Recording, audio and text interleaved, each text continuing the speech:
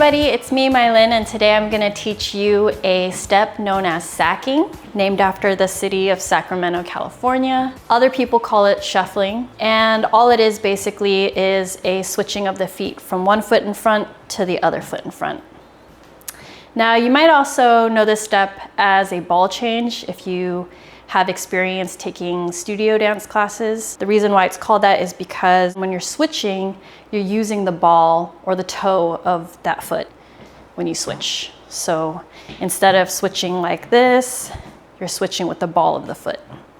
Ball change, ball change, ball change, ball change. I'm gonna share 4 ways to fine-tune the step so that you can find your own personal style. For tip number 1, you're going to use a slow roll down when you're transferring your weight. So you're taking the foot that's in front, and then you're gonna place it about just underneath your center of gravity, so not too far back, just underneath you. And then you're going to shift all of your weight onto the ball of that foot as you roll down, slow and controlled. And then that's gonna allow you to bring the other foot forward. Again, you're gonna take the foot that's in front, put it right under you, roll down and bring the other foot in its place. So now you're gonna take that foot, place it underneath you, starting with the toe or the ball, and you're gonna slowly transfer your weight, roll down, and place the other foot in front. The other thing to keep in mind when I say it's about timing, it's that you want both feet to reach their final resting point at the same time. So that's why you need that slow roll down, so that the other foot has enough time to reach the front, and then you wanna stop at the same time. Again, stop at the same time. Roll and stop, roll and stop, roll and stop. Again.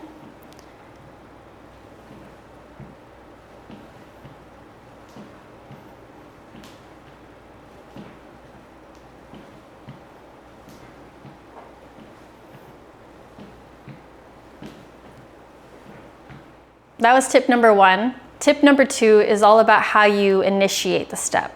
So for a lot of people, that might be using the toe or the heel to start the step.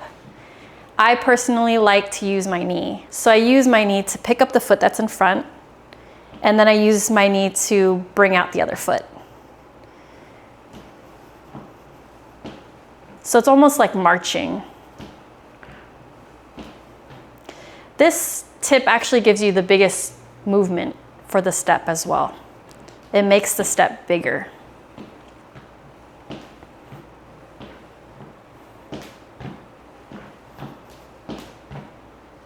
So tip number 3 is all about using your hips. Now you could definitely do this step without any visible movement of the hips, but an option is to add a lean just for extra style or flavor. And you do that by using the hips. So you're not leaning with your head or your torso, you're leaning because your hip is coming out. And the other thing is that you want to use the hip that is opposite to the foot that's in front. So if my left foot is in front, then my right hip goes out. And when my right foot is in front, then my left hip goes out.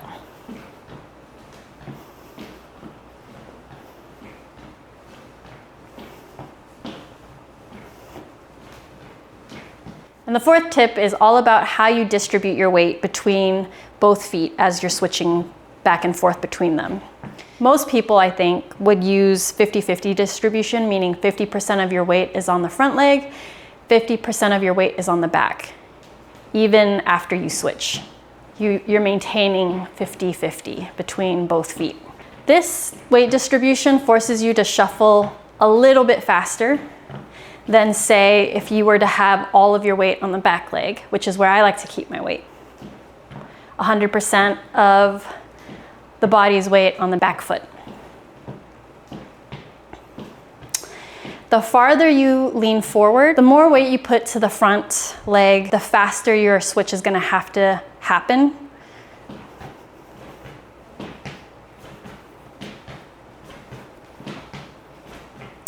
All 3 of these are valid. It's just a matter of preference and the feeling that you want to have with this step.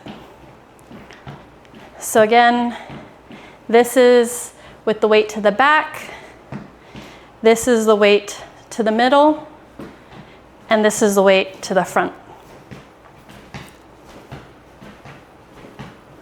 All right, now that we've gone over some ways to tailor the step to you and your personal stylistic preferences, I'm gonna go over some ways to use your arms to add upper body angles to this step. First of all, you can do the step without any arms. Even if I'm not using my arms, I'm still shuffling.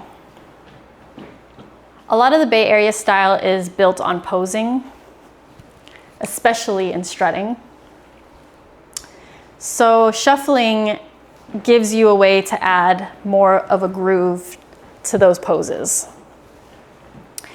Most poses are based on whatever story or character you're trying to present to an audience. I personally like to add a lot of femininity to my posing, so instead of these straight minimalistic lines, I'll break it up using my wrist, shoulder, chest, tilting my head, and hip.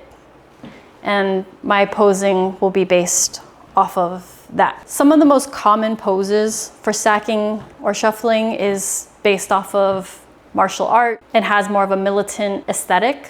So I'm gonna start you off with that today.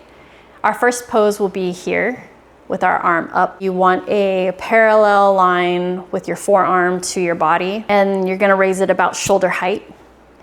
So that's your first pose. And then your second pose is going to be a strike outwards. So up and out, up and out. And you're gonna time it just like you would with your feet. You want everything to stop at the same time. So just as we practiced in the beginning, where you're trying to get your feet to stop at the same time, you also wanna reach your arm angle at the same time. So your first angle is here, and you want your feet and arms to stop at the same time. Again, up and out, up and out. Again, up and out, up and out, up and out, up and out, up and out, up and out. The reason why I like to go in before I take my arm out is because it gives your movement more length versus just up, out, which you can do as well.